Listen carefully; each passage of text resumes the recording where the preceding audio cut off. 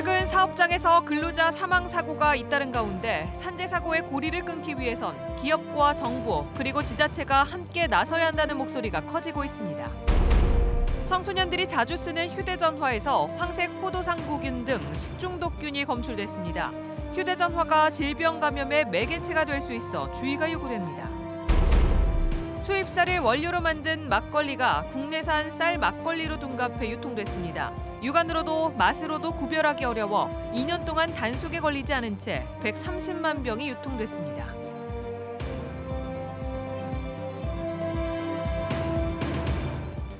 여러분 안녕하십니까? 태안화력발전소에서 일하다 숨진 고 김용균 씨를 비롯해 최근 충남에 있는 사업장에서 근로자 사망 사고가 잇따르면서 현장 근로자의 안전 문제가 우리 사회의 화두로 떠올랐죠. 네, 산재 사고의 고리를 끊어야 한다는 목소리가 높지만 실제 지자체가 어떤 역할을 할 수 있을지 앞으로 해결해야 할 숙제가 한두 가지가 아닙니다. 문은성 기자가 보도합니다.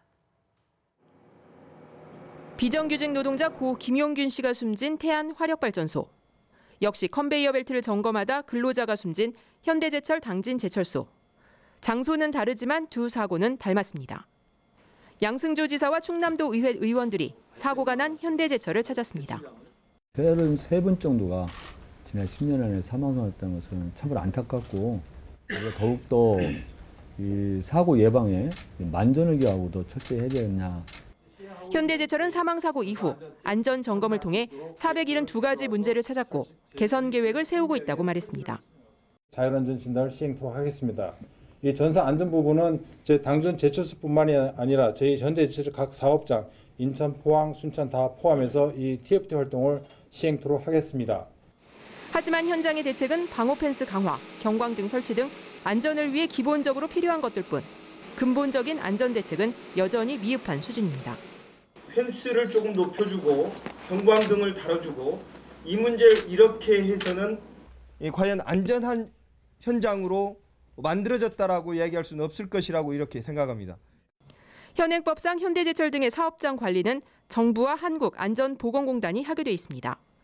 사고 발생 보고는커녕 현장 조사나 점검 권한이 지자체에는 부여되지 않아 사고가 나도 기업이 막으면 들어가 볼 수조차 없습니다.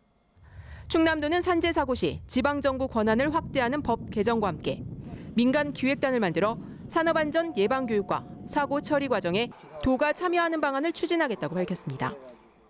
산재 사고의 고리를 끊는 것, 이제는 기업은 물론 정부와 지자체 모두가 힘을 합쳐야 할 때입니다. MBC 뉴스 문은선입니다.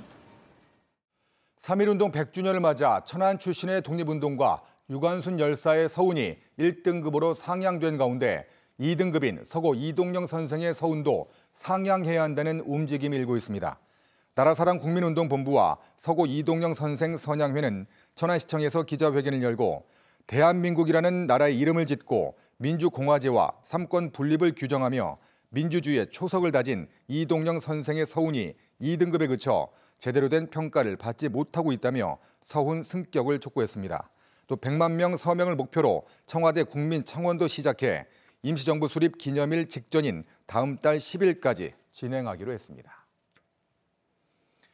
우리나라 청소년 3명 가운데 1명 정도가 스마트폰 중독이라 할 수 있는 과의존 증세를 보일 정도인데요.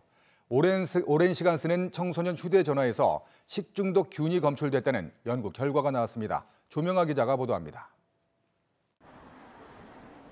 학교 시간 335 나오는 학생들 대부분이 휴대전화를 들고 있습니다.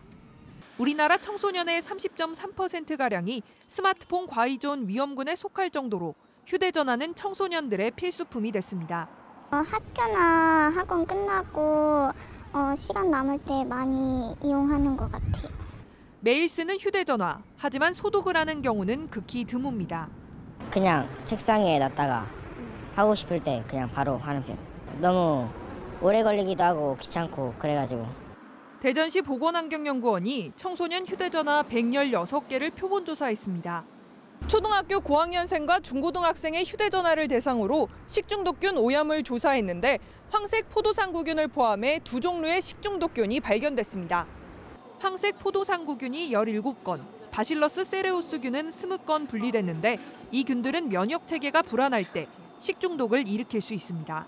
특히 손에 있는 세균이 휴대전화로 옮겨지고 다시 휴대전화에서 손으로 옮겨지면서 질병 감염의 매개체가 될 수도 있습니다. 휴대전화 본체와 케이스는 항균 티슈 등으로 닦아 관리하고 휴대전화 사용 후 손을 닦는 것도 감염병을 예방하는 방법입니다. 현대인의 필수품인 휴대전화. 잘못하면 질병을 퍼뜨리는 천덕꾸러기가 될 수 있습니다. MBC 뉴스 조명아입니다. 수입쌀을 원료로 만든 막걸리를 국내산 쌀로 만든 것처럼 둔갑시켜 유통한 업체가 적발됐습니다. 원산지를 속여 전국에 판 막걸리가 무려 130만 병 이상, 시가로는 10억 원어치가 넘습니다. 김광현 기자가 취재했습니다. 부여의 한 막걸리 제조 공장. 국내산 쌀로 만들었다는 막걸리가 잔뜩 쌓여 있습니다. 하지만 공장 한편에 쌓인 쌀 포대에는 버젓이 외국산이라고 적혀 있습니다. 이 업체 대표 63살 정모 씨는 수입 쌀로 만든 막걸리를 국내산으로 둔갑시켜 팔았는데 2년 동안 원산지를 속여 수도권 등 전국에 137만 병, 시가로 11억 원이 넘는 막걸리를 유통시켰습니다. 수입 쌀은 국내산 쌀의 절반 가격이지만 육안으로 구별하기 어렵고 맛도 비슷하다는 점을 노렸는데 특히 단속용에 대비해 일부 막걸리는 외국산으로 표시해 팔았습니다. 외국산 쌀로 만든 막걸리를 외국산으로 표시해서 일종을 생산하고 있었고 기타 6종에 대해서는 외국산 쌀로 만든 막걸리를 국내산으로 표시했기 때문에 상당히 수사에 난항을 겪었습니다. 이 업체는 원산지 표시법 위반으로 3차례 적발된 적이 있는데 또다시 같은 범행을 저질렀습니다. 집행유예 기간에 범행을 저지른 정 씨는 결국 구속됐습니다. MBC 뉴스 김광현입니다. 야구의 계절이 돌아왔습니다. 겨울잠에서 깨어난 야구장은 오랜만에 팬들의 함성으로 가득했는데요. 한화이글스는 시범 경기 개막전을 짜릿한 역전승으로 장식했습니다. 이승섭 기자입니다. 탁 트인 그라운드가 야구 팬들을 맞이합니다. 팬들은 스프링 캠프에서 구슬땀을 흘리고 온 선수들에게 뜨거운 함성을 선물합니다. 쌀쌀한 날씨에 미세먼지도 있었지만 1,500여 명의 팬들이 야구장을 찾아 야구의 갈증을 풀었습니다. 컨텐츠 같은 데에서 나오는 거 계속 찾아보고 뉴스 기사 보고 막 그랬었거든요. 지금 개막해가지고 경기 볼 수 있어서 너무 좋은 것 같아요. 올 시즌 한화이글스의 목표는 2년 연속 가을 야구 진출. 한용덕 감독은 스프링 캠프에서 만족스러운 성과를 얻었다며 시범 경기에서 마지막 퍼즐을 맞추겠다고 말했습니다. 중복되는 포지션에서 그 선수들 기량을 좀 더 점검을 해야 될 것 같고요. 그리고 투수 쪽에서도 중간 투수들의 분명히 좋아진 선수들이 많고 좋은 선수가 많아서 선수들은 신인을 비롯한 젊은 선수들의 성장으로 지난해보다 전력이 향상됐다며 팬들의 변함없는 성원을 당부했습니다. 저희들이 준비 잘한 만큼 팬분들도 기대하시고 야구장 오셔서 응원해 주시고 저희 선수들이 초대하겠습니다. 한화는 지난해 한국 시리즈 준우승팀 두산과의 첫 경기에서 투타의 조화를 앞세워 3대2로 역전승을 거뒀습니다. 한화 선발진의 한 축을 맡을 김재영과 김희환, 박윤철 등 젊은 투수의 호투와 함께 결승타를 터뜨린 외야수 장진혁이 돋보였습니다. 한화는 대전에서 홈 6연전을 비롯해 시범 경기 8경기를 치르며 오는 23일 개막하는 정규 시즌을 준비합니다. MBC 뉴스 이승섭입니다. 프로축구 서울 이랜드FC가 올해 천안에서 6차례 홈 경기를 치르기로 하고 천안시와 업무 협약을 맺었습니다.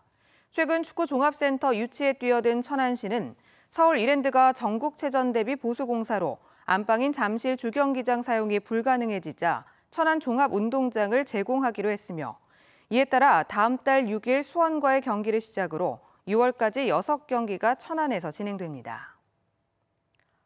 양승조 충남지사와 지역 국회의원들이 평택에서 오송, 복복선 천안-아산 정차역 설치와 충남혁신도시 지정 공공기관 이전을 촉구하고 나섰습니다. 충남도는 오늘 오후 국회에서 지역 국회의원 초청 정책 설명회를 갖고 평택에서 오송, 복복선 사업에 천안-아산 정차역을 설치해 줄 것과 충남혁신도시 지정의 당위성을 담은 국가균형발전 촉진을 위한 공동 입장문을 발표했습니다.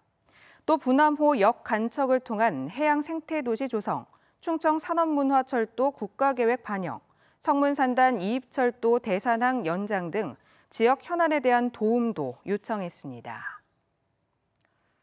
전국에서 젊은 부부들의 인구 유입이 가장 많은 세종시. 여러 가지 이유가 있겠지만 특히 유치원 10곳 가운데 9곳이 공립일 정도로 잘 갖추어진 유아교육 시스템도 한 이유입니다. 이런 세종시의 전국 최초로 공립 숲유치원까지 등장했습니다. 고병권 기자가 보도합니다. 세종시 괴하산 자락에 숲유치원이 문을 열었습니다. 총 사업비 99억 원을 들인 전국 최초 공립 단설 유치원으로 교육과정은 자율적으로 운영됩니다. 9개 학급 규모로 숲문화공원과 각종 체험장이 마련돼 원아들의 일과가 주로 교실 밖 숲속에서 자연을 벗삼아 이뤄집니다. 풀잎이 지금 이제 봄이 돼서 자라는 것도 보니까 좀 신기했어요. 나뭇가지에 둥지가 걸려 있어서 재밌었어요. 협동심을 길러주기 위해 만 3살에서 5살까지 혼합반으로 운영되는데 숲에서 활동하는 유치원 특성상 정원은 다른 곳보다 5명 적은 18명. 담임 교사도 각 반에 2명씩 배치됩니다. 숲 유치원은 특히 아토피나 천식을 앓는 아이들에게 효과가 더욱 큰 것으로 알려졌습니다. 숲에서 맑은 공기를 마시며 자연을 체험하고 특히 몸과 마음이 동시에 튼튼해지는 효과는 덤입니다. 자연 넓은 품에서 아이들이 마음껏 놀이를 하면서 자기가 가지고 있는 모든 스트레스를 해소하면서 우리 아이들이 협력하고 서로 배려하는 이런. 세종교육청은 앞으로 전월산과 원수산 등의 숲유치원 2곳을 추가 설치하는 방안을 검토하고 있습니다. MBC 뉴스 고병관입니다. 보해체가 검토되고 있는 세종보 처리 방안에 대해 주민 의견을 듣는 자리가 마련됩니다. 세종시청은 세종보 처리 방안에 관한 주민 설명회를 오는 19일 한솔동 주민센터에서 22일에는 대평동 주민센터에서 각각 개최하기로 했습니다. 세종시는 이번 설명회에서 취합된 의견들을 환경부 4대강 조사 평가기획위원회에 전달할 계획입니다. 세종시 이주 등의 영향으로 대전과 충남의 사교육비가 전국에서 유일하게 감소했습니다. 통계청에 따르면 지난해 학생 1인당 월 평균 사교육비는 대전이 27만 원, 충남이 18만 7천 원으로 전년에 비해 각각 2%, 0.8% 감소했습니다. 반면 세종은 28만 8천 원으로 9.8% 증가했는데 이는 가계에서 사교육비 지출이 많은 학령 인구 등이 세종으로 많이 이주했기 때문으로 풀이됩니다. 대전에서 전해드렸습니다. 여러분 고맙습니다.